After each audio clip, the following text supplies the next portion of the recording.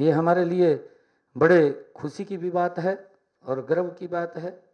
और मुझे खुशी है बताते हुए कि हमने चाहे मेडिकल कॉलेज हो, चाहे एम्स की बात हो, आज हमारे सभी डॉक्टर्स यहाँ बैठे हैं, स्टूडेंट्स बैठे हैं।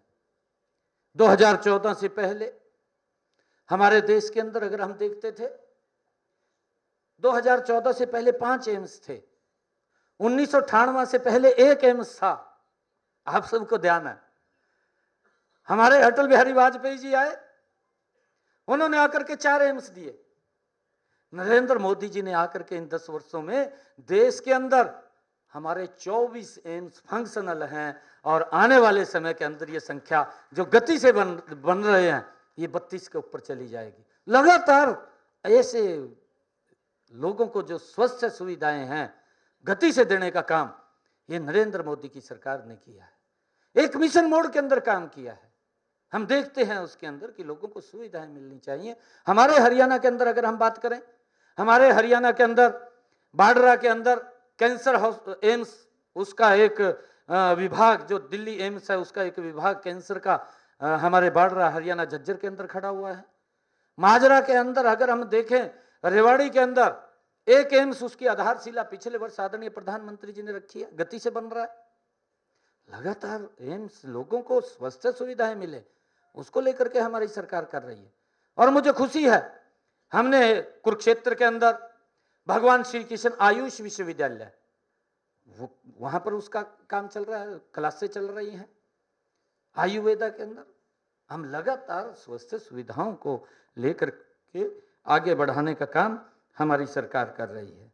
चाहे पैरामेडिकल स्टाफ की कमी को पूरा करने के लिए हमने करनाल के अंदर अगर आप लोग देखेंगे, नर्सिंग कॉलेज व फिजियोथेरेपी कॉलेज खोले गए हैं। मुझे ये भी खुशी है कि हमने हरियाणा के अंदर ये मेडिकल कॉलेज तो हम हर जिला के अंदर खोल रहे हैं। मुझे ये भी खुशी है बताते हुए कि आज हमने हरियाणा प्रदेश के अंदर 15 मेडिकल कॉलेज हमारे हर डिस्ट्रिक्ट के अंदर फंक्शनल हैं और हमारे लगभग 7 मेडिकल कॉलेज अभी जल्दी ही फंक्शनल हो जाएंगे। इसको लेकर के हमारी सरकार गति से काम कर रही है।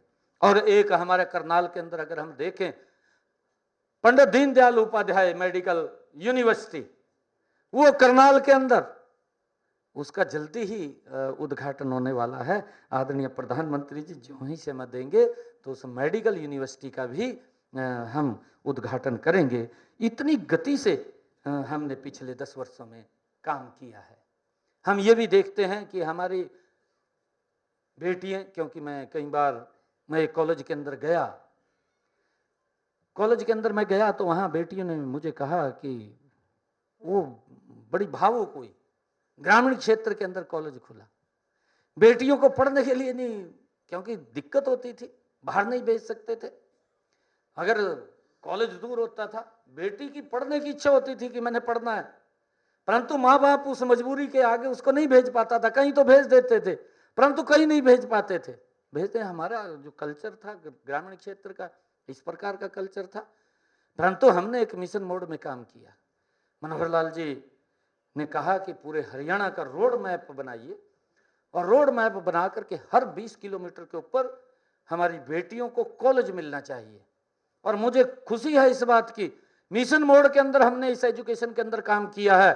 और जब मिशन मोड के अंदर हमने काम किया है तो आज हरियाणा प्रदेश के अंदर हर 20 किलोमीटर के ऊपर हमारी बेटियों को अच्छा कॉलेज मिल रहा है और वो उनके जो सपने थे कि हम पढ़ सकें, उस सपने को साकार कर रही है। ये सरकार सुविधाएं खड़ी कर रही है, गति से कर रही है। परंतु कई बार लोग इधर उधर की बात भी कर देते हैं क्योंकि उनका अपना एजेंडा है। अभी मैं तो इस बात को सारा का सारा तंत्र ये लगा हुआ था, कहा सरकार तो नहीं आ रही, मैं कह रहा, मैं सरकार रह रही है।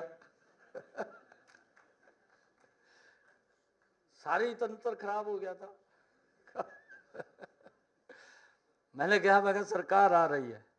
और हरियाणा प्रदेश के लोगों को मैं प्रणाम करता हूं कि उन्होंने नरेंद्र मोदी जी और डबल इंजन के नेतृत्व के अंदर लगातार तीसरी बार सरकार बनाई है। हमारा कोई विषय नहीं है, हमने कोई ऐसा नहीं है कि कुछ हमने करना है, एक सेवा के नाते काम कर रहे हैं। कई व्यक्ति तो सोचते हैं कि मैं मुख्यमंत्री बन गया, भाई मुख्यमंत्री तो बन गया, ठीक है, अच्छी बात है, परंतु हमारी इच्छा मुख्यमंत्री की नहीं है। हमारा तो काम करने का एक दायित्व मिला है और उस दायित्व को हम पूरा कर रहे हैं।